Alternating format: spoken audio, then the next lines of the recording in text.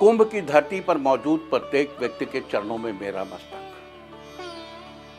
जो कुंभ नहीं गए हैं उनके लिए भी हमारे ज्ञान के दरवाजे खुले हुए हैं, हमारी सूचनाओं के दरवाजे खुले हुए हैं और उन सूचनाओं से वे लाभ उठा सकते हैं। जो कुंभ गए हैं वो क्या करें और जो कुंभ नहीं गए हैं वो क्या करें, और दोनों को क्या क्या नहीं करना है, इसकी चर्चा हम रोज आपसे करते हैं।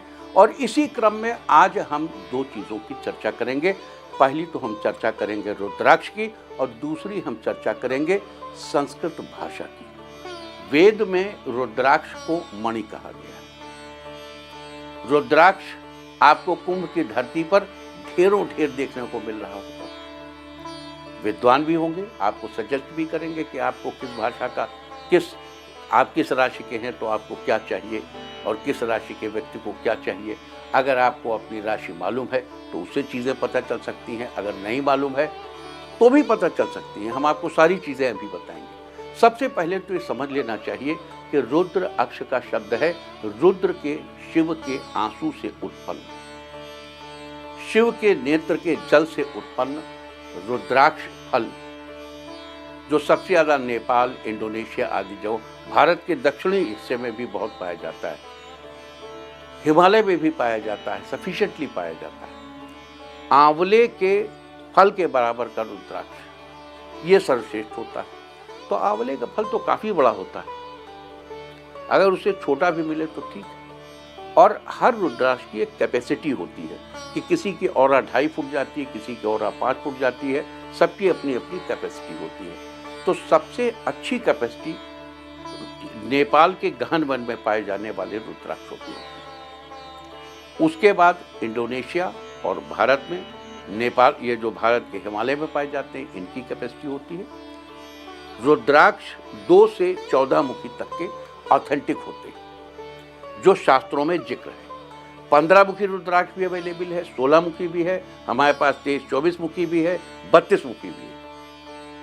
तो 2 से 14 मुखी की बात करते हैं। 2 मुखी रुद्राक्ष चंद्रमा के लिए प्रयुक्त होता है। 3 मुखी रुद्राक्ष मंगल के लिए प्रयुक्त होता है। 4 मुखी रुद्राक्ष बुध ग्रह के लिए प्रयुक्त होता है। 5 मुखी रुद्राक्ष बृहस्पति के लिए प्रयुक्त होता है। 6 मुखी रुद्राक्ष शुक्र की बेहतरी के लिए प्रयुक्त होता है। 7 मुखी रुद्राक्ष शनि के लिए होता है। 8 मुखी रुद्राक्ष राहु के लिए होता है। 9 मुखी रुद्राक्ष केतु के लिए होता है। 10 मुखी रुद्राक्ष पुनः बृहस्पति के लिए होता है। 11 मुखी रुद्राक्ष के स्वामी हनुमान जी हैं और आज तक अगर हमने 10 लाख लोगों को रुद्राक्ष लिखा होगा तो शायद 1 या 2 आदमी को 11 मुखी लिखा होगा। क्योंकि रुद्राक्ष के साथ सिलसिले में कहते हैं, देखो एक तो रुद्राक्ष को लेके बड़े भ्रम फैलाए जाते हैं कि रुद्राक्ष लेके ये मत खाना, वो मत पीना, यहाँ मत जाना, वहाँ मत जाना, ये मत छूना, वो मत छूना। तो रुद्राक्ष को लेकर के जो मिथ्या अवधारणाएं प्रसारित की जाती हैं कि पहन के कुछ खा नहीं सकते, कुछ पी नहीं सकते, कुछ, ये अवधारणाएं बहुत श्रेष्ठ नहीं। सामान्यतः हम भी कहते हैं सुरापान मत करो, सामान्यतः हम भी कहते हैं मांसाहार मत करो, सामान्यतः ये कहा जा सकता है रुद्राक्ष पहन के मत खाओ पियो, लेकिन अगर पहन के खा पी लिया तो न दोषा, ये दोष नहीं। और अगर इससे मुक्ति हो जाए महाफला, बहुत अच्छे फल देता है। इस बात को ध्यान से समझिए। तो अब यहां प्रश्न ये है कि अगर आपकी जन्मपत्रिका में आपके और किस रुद्राक्ष को पहनना चाहिए,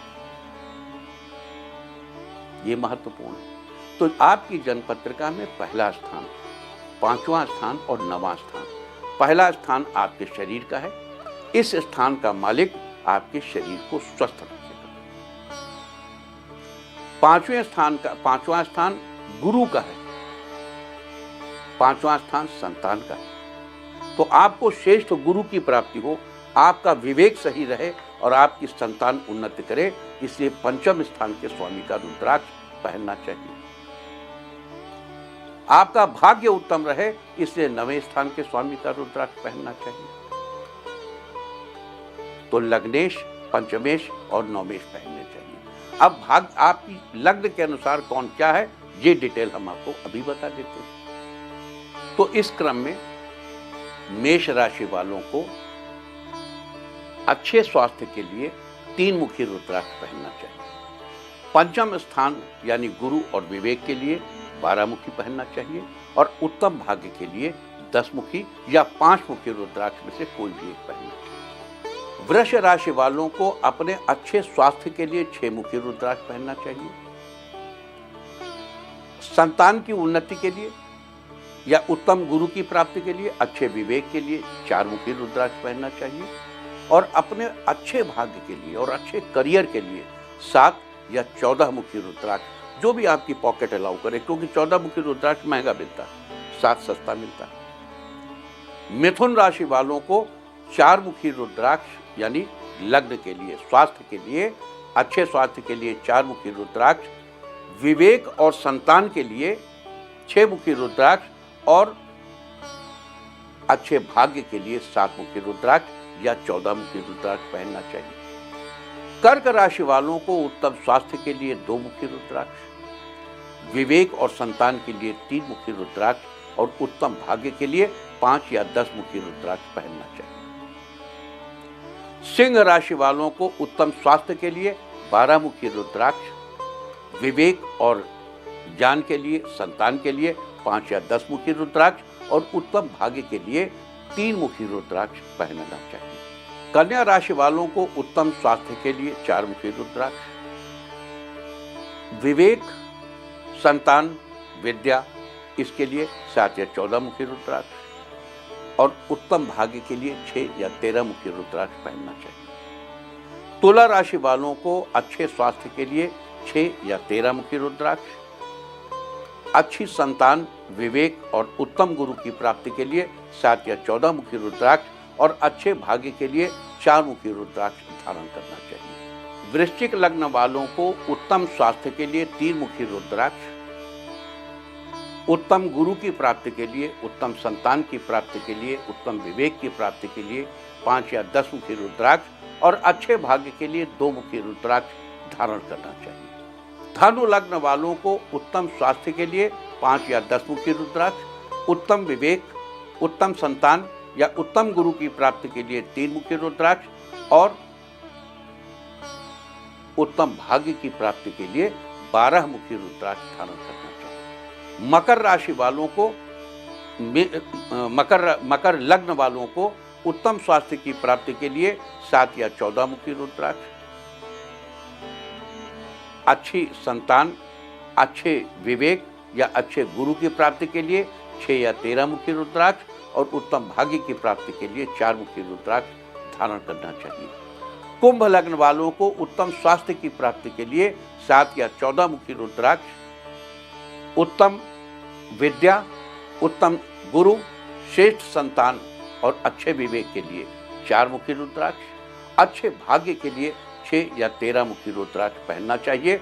और मीन लग्न वालों को अच्छे स्वास्थ्य के लिए 5 या 10 मुखी रुद्राक्ष, उत्तम गुरु, उत्तम विवेक, उत्तम संतान के 2 मुखी रुद्राक्ष और उत्तम भाग्य के लिए 3 मुखी रुद्राक्ष धारण करना चाहिए। और आप देखिए, हम आपको बता रहे थे कि कितने मुखी रुद्राक्ष का किस ग्रह से संबंध है। तो 1 मुखी रुद्राक्ष का संबंध सूर्य ग्रह से है।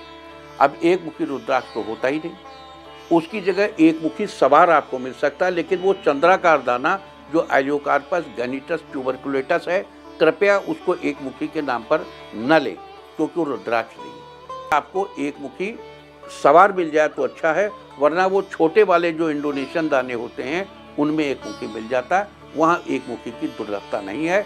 नेपाल में 1 मुखी दाना नहीं होता, नहीं होता, नहीं होता। इसको जान लीजिए और गांठ बांध लीजिए। कोई कितनी भी कीमत समझाए, कोई कितनी भी गणित बताए, आप उसको हाथ जोड़ दीजिए, वो दाना सही नहीं है। जैसे खंडित मूर्ति नहीं पहनी जाती, खंडित मूर्ति घर में नहीं रखते, वैसे ही ये कलाकारी किया हुआ दाना भी गले में नहीं पहनते। थोड़ी सावधानी तो बरतनी चाहिए रुद्राक्ष लेते समय। तो 1 सूर्य के लिए 1 मुखी, चंद्रमा के लिए 2 मुखी, मंगल के लिए 3 मुखी, बुध के लिए 4 मुखी, बृहस्पति के लिए 5 मुखी, शुक्र के लिए 6 मुखी, शनि के लिए 7 मुखी, राहु के लिए 8 मुखी, केतु के लिए 9 मुखी और 10 मुखी एक बार फिर गुरु के लिए, 11 मुखी हनुमान जी की कृपा प्राप्त करने के लिए और इसको अपनी चोटी में ही धारण करना चाहिए। 11 मुखी रुद्राक्ष अपनी चोटी में ही धारण करना चाहिए। 12 मुखी रुद्राक्ष सूर्य के लिए, 13 मुखी रुद्राक्ष शुक्र के लिए। अब यहाँ ये ध्यान रहे कि 13 मुखी रुद्राक्ष को दाहिनी भुजा पर ही पहनना चाहिए और इसका बढ़िया कॉम्बिनेशन है 2 6 मुखी, एक 13 मुखी लगा के पहनिए या 3 13 मुखी एक जगह बना के दाहिने हाथ में भुजा पर यहाँ धारण करिए। अगर असंभव हो भुजा पे धारण करना तो गले में कर लीजिए। ऐसे ही 9 मुखी रुद्राक्ष को बाईं कलाई में ही पहनना चाहिए, बाईं कलाई में ही पहनना चाहिए। सबके अपने अपने स्थान भी निर्धारित हैं। तो ये हो गया 12 मुखी, 13 मुखी और अब 14 मुखी। 14 मुखी रुद्राक्ष को अपनी पीनियल ग्लैंड के आगे पहनना चाहिए। अब पीनियल ग्लैंड इसलिए कह रहा हूँ कि त्रिपुटी, वहाँ कुंभ में तो लोग त्रिपुटी समझेंगे कि आप दोनों आंखों से नाक के सीधे देखिए, उसको ऊपर ले जाइए, दोनों आंखों से देखिए और भौं के बीच में देखिए। इसे त्रिपुटी, इसको अंग्रेजी में कहते हैं पीनियल ग्लैंड और इसी पीनियल ग्लैंड के एक्टिवेशन से मिड ब्रेन एक्टिवेट होता है और मिड ब्रेन एक्टिवेट होने से आज्ञा चक्र में आप प्रवेश करते हैं। तो ये जो मूलाधार, स्वादिष्ठान इत्यादि से होते हुए अष्टांग योग के जरिए जब आप यहाँ तक पहुँचते हैं तो पीनियल काम करती, वहाँ 14 मुखी काम करता है। इसको अपनी त्रिपुटी पर ही धारण करना चाहिए 14 मुखी। वैसे आप गले में पहन लीजिए, आप त्रिपुटी पर पहनने की स्थिति में ना हो। अच्छा, जो रुद्राक्ष विशेष रूप से पहनने, जैसे आपको शिखा में पहनना है तो आप थोड़ी देर के लिए पहन सकते हैं। 14 मुखी भी 20-25 मिनट, एक घटी काफी। एक घटी, आधी की पुण्य, आधी जो कहा गया है वो साधु की संगति के लिए कहा गया। वैसे ही 24 मिनट में कोई भी रुद्राक्ष आपके एंडोक्राइन्स पर अपना पूरा काम कर देता है। आप अगर 24 मिनट रोज पहन सकते हैं, टू मच। आधा पहन सकते हैं 12 मिनट, बहुत अच्छा। वो भी नहीं पहन सकते 6 मिनट पहनिए। लेकिन रुद्राक्ष अवश्य धारण कीजिए, क्योंकि ये रुद्र की आंख से उत्पन्न ये रुद्राक्ष कैवल्य देने वाला है। जिसके गले में रुद्राक्ष होता है वो नरक को नहीं जाता।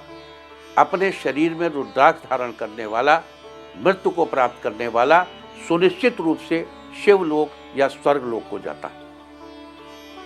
अस्तु, रुद्राक्ष अवश्य धारण करें। इस बीच हमें मौका मिला तो हम और चीज़ों की भी, रुद्राक्ष की और विस्तार से भी चर्चा करें। और अब 2 शब्द संस्कृत भाषा पर। इस बीच हमने कुंभ के दौरान लोगों के इंटरव्यूज देखे तो उसमें हमने देखा कि संस्कृत भाषा पर जोर देती हुई महिलाएं, एक महिला संस्कृत भाषा पर बड़ा जोर दे रही थी, कुछ साधु लोग जोर दे रहे थे, कुछ वहाँ के आए हुए लोग जोर दे रहे थे कि संस्कृत भाषा पढ़ाई जानी चाहिए। बहुत सचमुच संस्कृत पर जोर दिया जाना चाहिए। मुझे याद है एक समय जब हम बच्चे थे तो हमारी पत्नी उत्तर प्रदेश का पीसीएस एग्ज़ाम देना चाहती थी और हम चाहते थे कि उनको लखनऊ यूनिवर्सिटी में कोई टीचर मिल जाए जो पीसीएस की संस्कृत पढ़ा दे।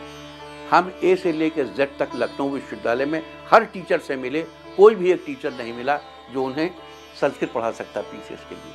अब तो यूपी संस्कृत एकेडमी पीसीएस के लिए स्टूडेंट्स को तैयार करती है, उन्हें पढ़ाती है और उनके बड़े अचीवमेंट्स हैं। बहुत बहुत बधाई उत्तर प्रदेश संस्कृत अकादमी को। तो अब संस्कृत के लिए जो लोग काम कर रहे हैं वो बहुत बधाई के पात्र हैं।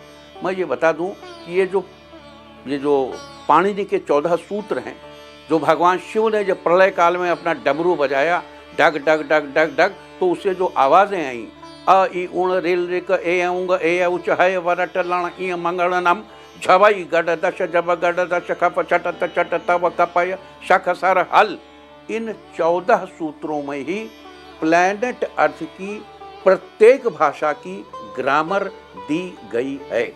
अगर आपने संस्कृत भाषा पढ़ ली है तो प्लैनेट अर्थ पर उपलब्ध प्रत्येक भाषा, इंक्लूडिंग कंप्यूटर की भाषा और आने वाले समय में आर्टिफिशियल इंटेलिजेंस की भाषा, इन 14 सूत्रों की ही गुलाम है, क्योंकि कोई और स्वर और व्यंजन इस कॉस्मोस में क्रिएट नहीं किए जा सकते।